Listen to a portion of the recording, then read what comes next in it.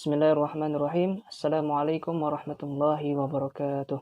Innalhamdulillah wassalatu wassalamu ala Rasulillah wala haula wala quwwata illa billah.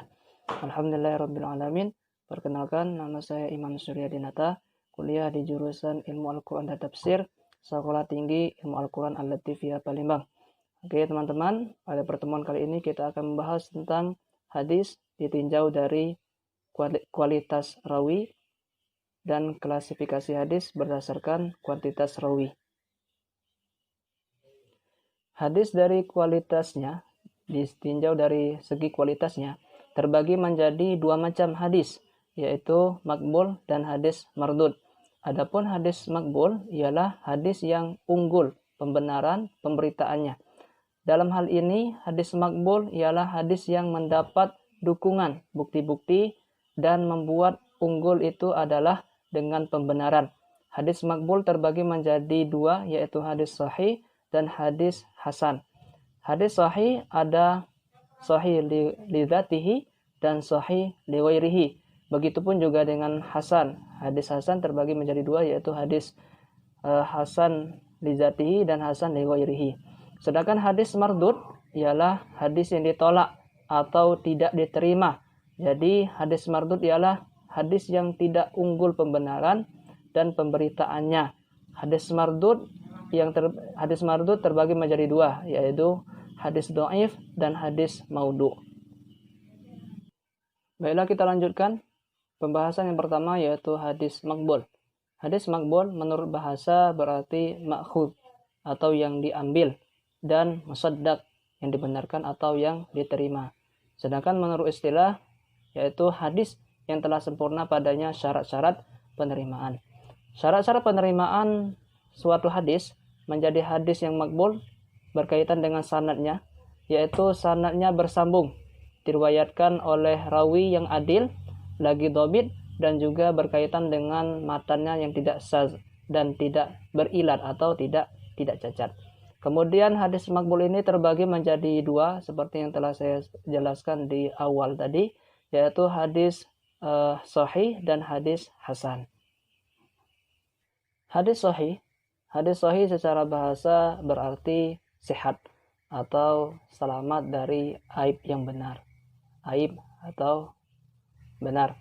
Secara istilah, hadis sahih adalah hadis yang bersambung sanadnya, diriwayatkan oleh perawi yang adil dan kuat hafalan dobitnya, serta terhindar dari kejanggalan atau syadz dan cacat atau ilat para ulama. Kemudian para ulama mengatakan hadis sahih yaitu hadis yang sanadnya tersambung dikutip oleh orang yang adil lagi cermat dari yang sama sampai berakhir pada Rasulullah Shallallahu Alaihi Wasallam. Selanjutnya yaitu syarat-syarat hadis sahih. Yang pertama yaitu sanadnya bersambung kepada Rasulullah Shallallahu Alaihi Wasallam. Kemudian yang kedua perawinya adil, dan yang ketiga perawinya dhabit hafalannya. Kemudian selanjutnya tidak syadz, yang keempat tidak syadz atau tidak janggal, artinya tidak bertentangan dengan riwayat yang lebih kuat. Kemudian terakhir yaitu tidak berilat atau tidak cacat. Kata ilat bentuk jamaknya ilal atau al-ilal, menurut bahasa berarti cacat. Kemudian selanjutnya itu pembagian hadis sahih. Hadis sahih tadi terbagi menjadi dua, yaitu hadis sahih li dzatihi dan hadis sahih li ghairihi. Hadis sahih li dzatihi yaitu hadis yang sudah benar, ya, sudah benar secara zatnya. Artinya dia tidak memerlukan keterangan yang lain.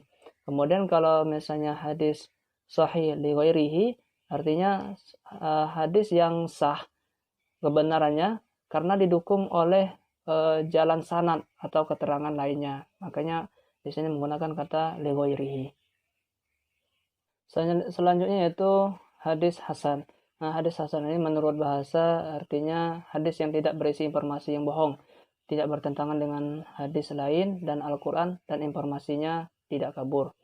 Kemudian pembagiannya sebelumnya ada menurut seorang ulama At-Tirmizi, beliau mengatakan bahwasanya hadis hasan ini adalah hadis yang diriwayatkan dari dua arah atau dua jalur. dan para perawinya tidak tertuduh dusta, tidak mengandung syadz dan menyalahi hadis-hadis yang sahih. Adapun syaratnya sama seperti syarat hadis sahih, yaitu yang pertama sanadnya bersambung, kemudian perawinya adil, kemudian perawinya dobit, kuat hafalannya, kemudian tidak terdapat syadz atau kejanggalan, dan yang terakhir tidak berilat atau tidak ada cacat. Kemudian macam-macamnya juga sama seperti hadis sahih. Hadis hasan ini mempunyai dua macam, yaitu hasan li dzatihi, yaitu benar karena zatnya, artinya tidak memerlukan keterangan yang lain. Kemudian hasan li ghairihi, yaitu hadis yang dibenarkan karena dukungan hal lainnya, seperti misalnya kekuatan sanadnya ya. Teman-teman, untuk pembahasan yang terakhir yaitu hadis mardud atau hadis yang tertolak ya. Hadis tertolak ini banyak sebabnya. Salah satunya sanadnya tidak tersambung, kemudian para perawinya tidak adil, kemudian ada juga yang hafalannya tidak kuat. Hadis mardud ini terbagi menjadi dua. Yang pertama yaitu hadis do'if dan hadis maudhu. Hadis do'if ini hadis yang lemah. Kenapa lemah? Karena bisa jadi sanad, matan, dan rawinya tidak tersambung kepada Rasulullah SAW.